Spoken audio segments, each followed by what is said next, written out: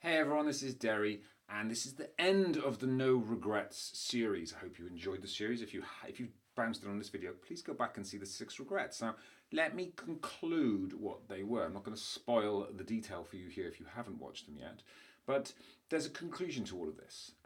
Now, I filmed this series because I've been talking about live a life with no regrets for many years. It's been a strapline of mine for many years, and so many questions have come to me over the years around this topic, which is a little bit elusive. What does this regret thing mean?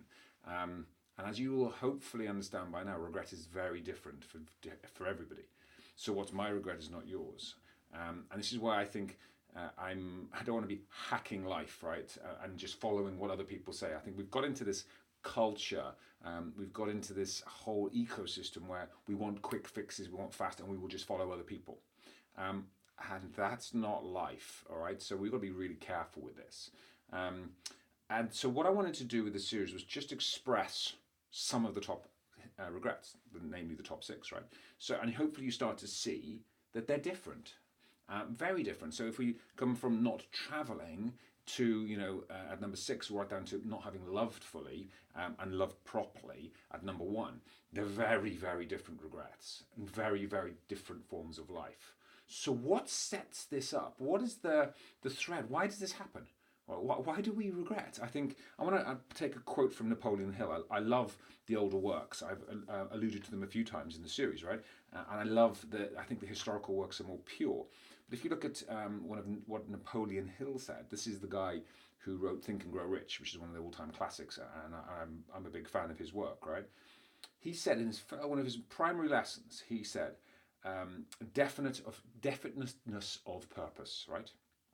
Definiteness, don't know if that's a word, of purpose.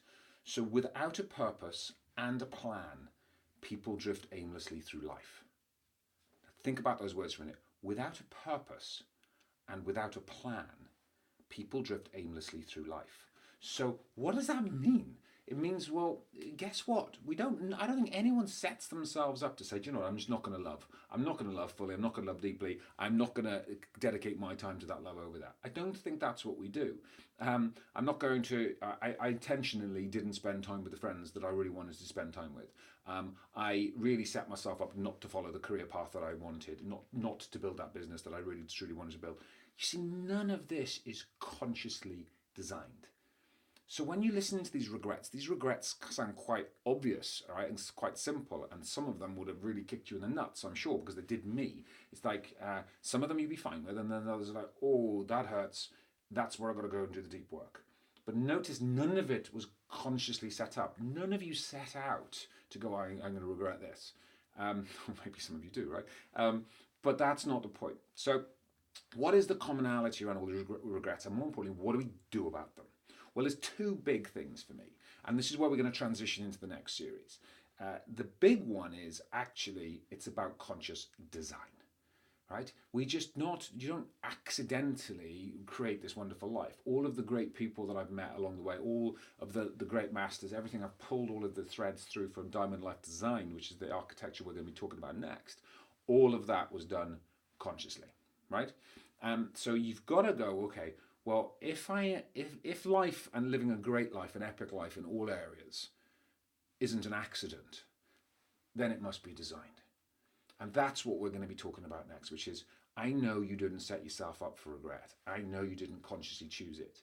I hopefully recognize that now you're starting to recognize that consciously there's some issues, and consciously there's some work to be done, and consciously there's some gaps we can fix to really start to broaden the life that you want, right? But again, it's not going to be an accident. And some of you will feel like you don't have the tools to do that, or you know it's possible, you just don't know how. And this is where Diamond Life Design comes in, and this is where I'm talking about architecting life, designing life. Because for me, it was never an accident, it was designed. And that's what we'll be talking about next. Now, there's also some other things, which we're going to come later in another series, which is we've got to be able to design it, but there will still be some blocks. You start to see, certainly with the love thing, fear is a big blocker, fear of rejection, right? So we've got to deal with fear. Now, in the meantime, go and see my TEDx on that. I start to touch around the fear thing around that one. There's also procrastination, right? That's a big one blocking a lot of people. The design thing blocks people. They're taking action and knowing what to execute and when. is a big blocker too. So we're going to be talking in another series about the blockers that are setting you up for failure, or the things that are stopping you stepping into the next piece.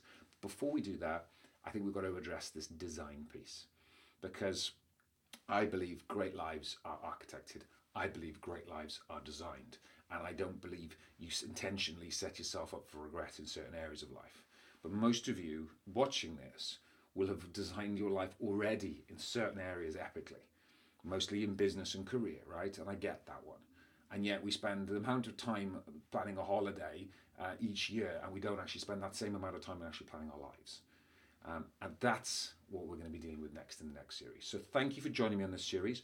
Keep the questions coming. We had some amazing questions, and I am going to do one more video on just answering primary questions. There's a Q&A that's come out of this.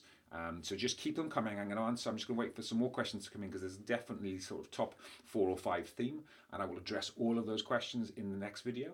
But keep the questions coming. Love the engagement, and please spread the word. Hopefully you understand this is a powerful and a deep subject that we all need to be talking more about. And I honour you for joining me on this journey, and come and join me on the next piece as we go deeper into diamond life design.